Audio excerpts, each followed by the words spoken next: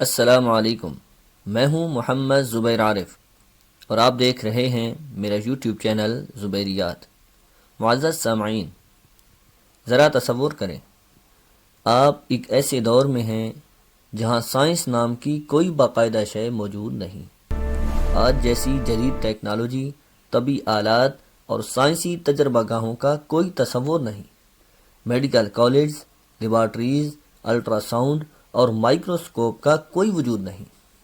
اسی ماحول میں عرب کے ریگستانوں سے ایک شخص اٹھتا ہے جو نہ کسی یونیورسٹی کا طالب علم، نہ کسی طبی ادارے کا ماہر، مگر وہ ایک کتاب پیش کرتا ہے، ایک ایسی کتاب جس میں ماں کے پیٹ میں بچے کی تخلیق اور نشو و نما کے مراحل اس وضاحت کے ساتھ بیان کیے گئے کہ جدید سائنس نے بھی صدیوں بعد ان مراحل کو دریافت کیا اور یہ جان کر حیران رہ گئی کہ یہ حقائق آج سے 1400 سال پہلے قرآن پاک میں بیان ہو چکے تھے۔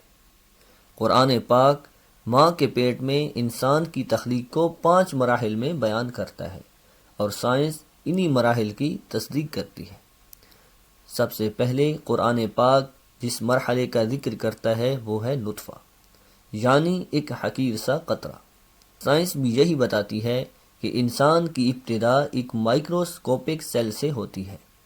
پھر قرآن پاک کہتا ہے علقہ، یعنی چپکنے والی چیز یا جونک جیسی ساخت۔ جدید ایمبریولوجی کے مطابق اس مرحلے پر بچہ واقعی رحم کی دیوار سے چپکا ہوتا ہے اور شکل میں جونک سے مشابہ نظر آتا ہے۔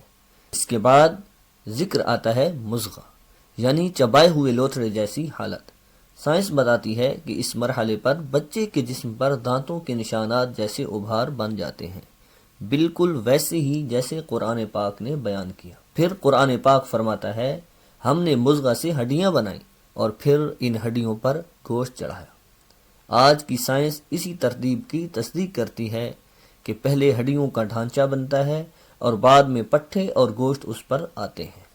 آخر میں قرآن پاک کہتا ہے پھر ہم نے اسے ایک نئی تخلیق بنا دیا، یعنی ایک مکمل انسان جس کی اپنی شناخت، شعور اور زندگی ہے۔ یہ مراحل نہ تو کسی تجربہ گاہ میں دیکھے گئے تھے، نہ ہی کسی مشین سے معلوم کیے گئے، مگر قرآن پاک نے انہیں صدیوں پہلے بیان کر دیا۔